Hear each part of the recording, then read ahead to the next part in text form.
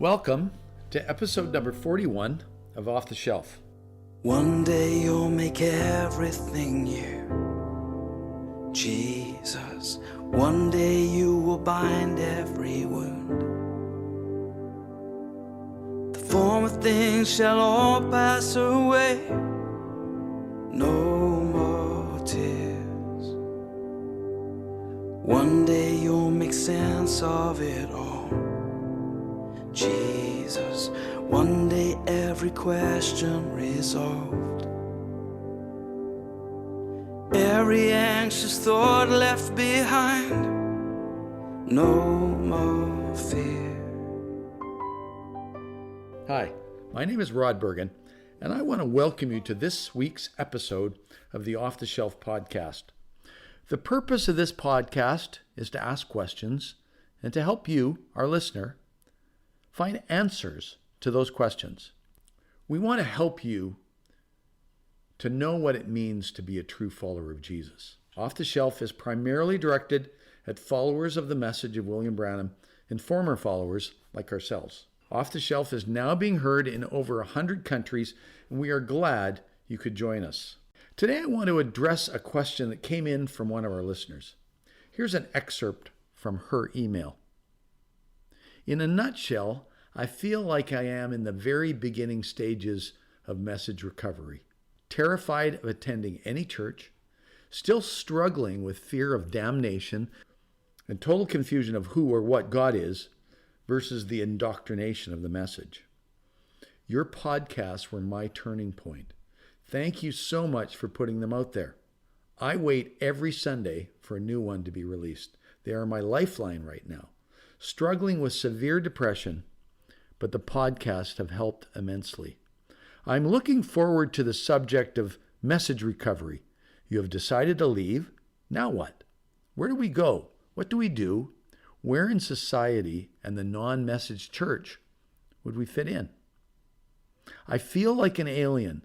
I never felt comfortable and like I measured up or fit in at the message church or among the people, and felt like a person caught in between worlds outside, always awkwardly never finding the place for me, and always critical, filtering other churches against message standards.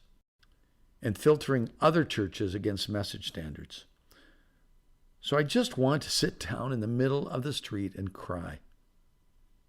I am a lost sheep. One thing I discovered, when you push William Branham out of the way, it is startling that behind him the entire time there was Christ on the cross. William Branham was impeding and interfering with my ability to function or have a relationship with Christ. I was too busy trying to meet the message criteria and give reverence to the message and the prophet, which seemed to totally exclude the simplicity of God's love and the salvation that Christ alone offers. When I received this email, I reached out to a number of people that have left the message. And here are the collective comments from 14 or 15 of them. And the question I've asked them to address from the email I've just read is this: message recovery. You have decided to leave. Now what? Where do we go? What do we do? Where in society and the non-message church world do we fit in? I want to start generally with a few of my own thoughts. Psychologists Elizabeth Kubler-Ross and David Kessler have identified 5 common stages of grief. Others say there are 7 stages, but I think these stages apply to leaving the message. I'll give you all 7 so that we're complete. Number 1, shock and denial. When you first come to the realization that the message is false, the first thought is, this can't be true, or this can't be happening. Most people react to learning that William Branham wasn't who he said he was with numbed disbelief. This is a temporary way to deal with the rush of overwhelming emotion that we experience. Shock provides emotional protection from being overwhelmed all at once. This can last for weeks. Stage number 2 is pain and guilt. As the shock wears off, it is replaced with pain. You've lost something that was the center of your life. You may feel frustrated and helpless or even guilty, as though you have betrayed the message. Life feels chaotic and very scary during this phase. Third, you'll experience anger. The frustration you were experiencing is what leads to this anger. You can lash out and lay unwarranted blame for your loss on someone else. You have to try to control your extreme overreaction, as permanent damage can be done to relationships during this phase. And you might ask, why me? Some people get angry with God. It's normal. The fourth stage is depression, reflection, and loneliness. A very long period of sadness can overtake you. As you realize the true magnitude of your loss, it does sadden you. This was the center of your life. You may isolate yourself on purpose, reflect on things you did with your message friends who now have abandoned you, and you may focus on memories of the past. You may also sense feelings of emptiness or despair. This leads to the fifth stage. Things start turning upward. As you start to adjust to life with your loss, your life becomes a little calmer and a bit more organized. Your physical symptoms lessen, and your depression begins to lift slightly. This leads to the sixth stage of reconstruction and working through the issues. As you become more functional, your mind starts working, you find yourself seeking realistic solutions to the problems that have been posed by your leaving the message. And finally, you reach the stage of acceptance and hope. In this last stage, you learn to accept and deal with the reality of your situation. Acceptance does not necessarily mean happiness. You've experienced pain and turmoil. You can't ever return to the easy, stick to the regulations, no need to think person that you were prior to leaving the message. But you will find a way forward. You start to look forward and you start to plan things for the future. You're able to think about the message in sadness, but without the wrenching pain you initially experienced. And you once again anticipate that some good times are coming, and you may even find joy again in the experience of living. Certainly that's where I find myself today. I should add that not everyone experiences all of these phases, and some move through them very quickly. You may not even experience the phases in the order I just laid out. For myself, I got through them incredibly quickly, but my wife and others I know took years to deal with leaving the message. So here's some advice from a couple of the people that I talked to about things in general. First, take the time you need to figure things out. You don't have to be in a hurry. Secondly, freedom is far more urgent than a sense of belonging. Individuality has been suppressed while you were in the message for far too many years. It's important not to replace the message bubble with a new one. Be yourself, and most people will accept you the way you are. So now that we've dealt with some general issues, I want to talk a little bit about the question again that was asked. You've decided to leave. Now what? Where do we go? What do we do? Where in society and the non-message church world do we fit in? I understand that people who leave the message quite often lose their faith. But for myself, I had too many experiences with God for that to happen. I knew God was interested in me. It was just something that I had to work through. But it's also important to understand that God is not afraid of your questions. So ask away. One man's response to the question that was posed in the email was this. Those are really good questions. 5 years on, I'm still asking myself these questions. Everyone's experience is slightly different, but I think we experience similarities in leaving. The message was all I ever knew. I bought into, unwillingly at times, that all Christian systems were corrupt and that salvation was readable by clothing. When I found that most of what I had been taught as truth was based on falsehoods, my faith in the goodness of God, warped as my understanding was at that time, and my faith in the truth of Scripture crumbled. My answer to the question would be cautious, but would include some of the following. Read. Read the Bible for what it says in a simple translation. And I would recommend, personally, a translation like the New Living Translation or the Good News Translation. Read widely from those who have steeped themselves in it. If you need to, I did, find scholars who have looked into the historicity of scriptures. Be prepared to find doubt, skepticism, and disbelief. There are scholars who are objective about these things and retain their orthodox Christian faith. N.T. Wright is one I'm familiar with. For inspiration, I'd recommend C.S. Lewis.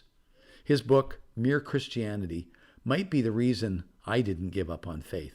N.T. Wright's Simply Christian just makes me long to have faith and is excellent for its big picture of the story of our faith. Read Tim Keller and others. Find podcasts and sermons and listen, but don't swallow everything. Go slow. Try out churches of all flavors, orthodox in belief, but not just the ones that feel closest in flavor to the message. Be prepared to feel uncomfortable, because you will. Pray. Speak with folks you feel you can trust and ask them to pray for you. But don't allow yourself to trust everything they tell you. They are not and never have been God. William Branham wasn't. No man is. It's harder than anything I've ever done. Still is, but worth it. Here's some input from a woman who was in the message for many years. She says, I was talking with an ex-Message believer today. He was apologizing for being so negative about religion. He had stopped going to church completely. I told him, it's all right to question everything. You're on a journey. Just don't let this be your final destination.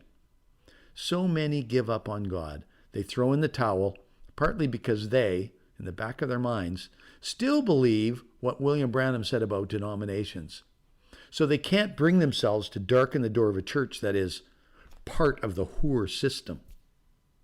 When I left, I eventually was able to discard everything message related and just take my Bible and start a new journey without the message filter. I'm quite happy in the church we are going to. You must not quit on God. He never quit on us. Here's another comment from an ex-message follower. Connect with people of faith, but always reserve the right to differ on any point. Don't be intimidated by talk of orthodoxy. Think for yourself. You can find areas of common ground with most churches, but never expect them to be as tolerant of you as you are of them. Those who love a bandwagon hate uncomfortable questions, but it is possible to live in community without agreeing on every single major or minor doctrinal point. Several women who have left the message mention something called the Community Bible Study. Here's one comment. My strongest rock post-message has been an interdenominational Bible study. They major on our likenesses and minimize the differences. Mine is called Community Bible Study, but there is another called Bible Study Fellowship. Sturdy, mainstream, and including women from all denominations and walks of life, it provides fellowship and learning in a loving environment. Here is the comments of another woman related to Community Bible Study, or CBS as she calls it. I too experienced great freedom in attending CBS. It's definitely a tool God has used in my life. I feel like it helped me so much to see other faithful, believing women in various denominations and their pants and makeups, etc., didn't affect their faith. Really solid teaching. But I didn't join till 5 years post-message, and I feel like it was the last step to really be free from the message. Like I had to take time to erase and unlearn message doctrine. 5 years. Yuck, she says. And CBS was a great tool to begin learning anew. I'm going to post a link to the CBS website so that you can find a class to attend if you're interested. Here's another suggestion that was made by one of the women that I talked to, and that is to attend a recovery group. Here's her comments. For me, my healing journey began with the Celebrate Recovery group at the community church we started going to. It's a STEP program in the USA for people going through hurts, hang-ups, or habits. Although no one in my group was recovering from a cult, there were several women who understood my tendencies to self-hate and anxiety that came from the message. I just completed a year-long STEP study with 5 other women from Celebrate Recovery, and God really showed me so much of what I still need to work on in my life. It was so eye-opening for me. Again, I am going to put a link on the page for this podcast on the offtheshelf.life website to Celebrate Recovery so that you can find one of these groups if you're interested. Finally, from my perspective, there's a program that I would recommend that can be found on a worldwide basis called the Alpha Course. Alpha is a series of sessions that explores the Christian faith. It runs all around the globe and everyone's welcome. Alphas generally have 3 key things in common: food, a talk, and good conversation. And the people are amazing. So if you want a fresh look at Christianity without the baggage of the message, I would highly recommend Alpha. I personally met Nicky Gumbel, the man who's behind the Alpha Course, and he's an amazingly humble man. My wife and I have gone through all the sessions, and they were a wonderful breath of fresh air. Again, I'm going to include links on how to find an Alpha Course near you on the page for this podcast on offtheshelf.life. Here's another piece of advice from someone who's left a message. Move forward. Remember the most important thing about being a Christian: to love and forgive. I struggle with this daily. As my parents and siblings are still in the message, it's still an ongoing struggle. I see them as blind sheep. They see me as the black sheep. However, love is currently winning. Finally, I want to turn to the church, as this was the last part of the question that was asked. And we've talked about Christianity in general, but what about finding a new church? This is a tough one, and my wife and I spent the better part of a year before we found a church that really was what we were looking for and needed. But here are a few comments from the people that I asked about leaving the message. Number 1, leaving made me question just about everything I knew. The toughest thing for me has been fully connecting with the church body. The second one, I found a church as opposite of the message as I could find. It's filled with the love and grace of Jesus Christ and has a wonderful outreach to those who don't know him. It also has programs to help take care of the needy. It has support groups for people with hurts, habits, and hang-ups that offer love instead of judgment. We cannot add anything to the grace provided by Jesus Christ. Here's a third one. I was uncomfortable going to denominational churches, as I suppose all or most newly ex-message folks are. The thing that got me involved and recognizing that denominational Christians are in fact Christians was a Christian musical put on by a local church. They invited anyone and everyone to come and audition or be part of backstage. And the informality of the rehearsals really got me talking to people. After that performance, I, gasp, she says, joined the choir.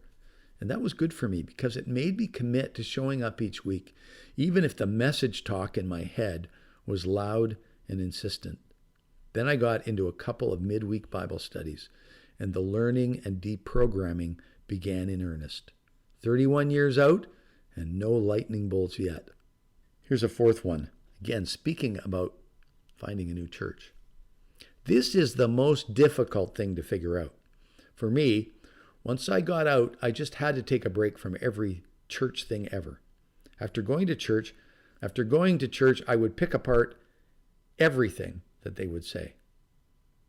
I kept judging people for wearing pants. It was one of the hardest things to break from because you go from feeling like you belong somewhere to being an outcast. Then you go through all the emotional stuff about that everything you grew up with was a lie. It still affects me today and prevents me from trusting people fully. Here's a fifth one. Recovering from any trauma, it's important to know you are not alone, that others have experienced a similar journey. And certainly that's what this podcast is about, is to know that there are hundreds and hundreds of people like you, if you're listening. The sixth one, I was very thankful to leave the mess, but I found it challenging to adjust to being in a normal church after being in the closed community of a cult, just trying to figure out how to fit in and all the things that go with that. A seventh comment, my current place I go, I questioned every single thing the pastor said for a year. I couldn't believe the Bible was so simple to understand. I would leave every time frustrated for believing Branham's crappy interpretation. And here's an eighth. For me, it's been hit and miss church-wise. Attended 3 Assemblies of God, 1 Calvary Chapel, 1 non-denominational church. Now my wife and I are very happy in a very different church. We live in a 55 and up community. It's non-denominational. The average age is probably 75 to 80. We're at the young end age-wise. Long story short, maybe we should warn the newbies that they should not avoid church and not allow discouragement. The devil would be quite happy if we never attended church. And this person just wrote that comment as being out of the message for about 13 years. And the last comment, this section about church, I learned the hard way that some don't let you know how extreme they are on their King James Version only stance till you've been around for a while. And I would say be careful, because my experience has been that King James Version only churches are just about as cultish as the Message, and so you want to stay clear of them. Finally, the last comment I had was from someone who just had a comment about dealing with family, and they said this: the best witness for our family and loved ones is not the discrepancies we've found, but love for them when we talk to them. I know that it can be frustrating by the way they will act towards you, but live your life with love and kindness, and love will win out. I hope this has been a help to the person that asked the questions and those of you who have left the message and probably have had the same thing on your mind. If you have a question or comment, please feel free to go to our website at offtheshelf.life. There is a comment section at the bottom of every episode's webpage. Or you're welcome to send an email to me directly at rod@offtheshelf.life. Have a great week, and thanks for listening. One day we will see face to face Jesus. Is there a greater vision of grace? And in a moment we shall be changed on that day. And one day we'll be free, free indeed. Jesus, one day all the struggle will cease. And we will see your glory revealed on that day. And when we all get to heaven, what a day of rejoicing that will be. When we all see Jesus, we'll sing and shout the victory. Yes, when we all get to heaven, what a day of rejoicing that will be. And when we all see Jesus, we'll sing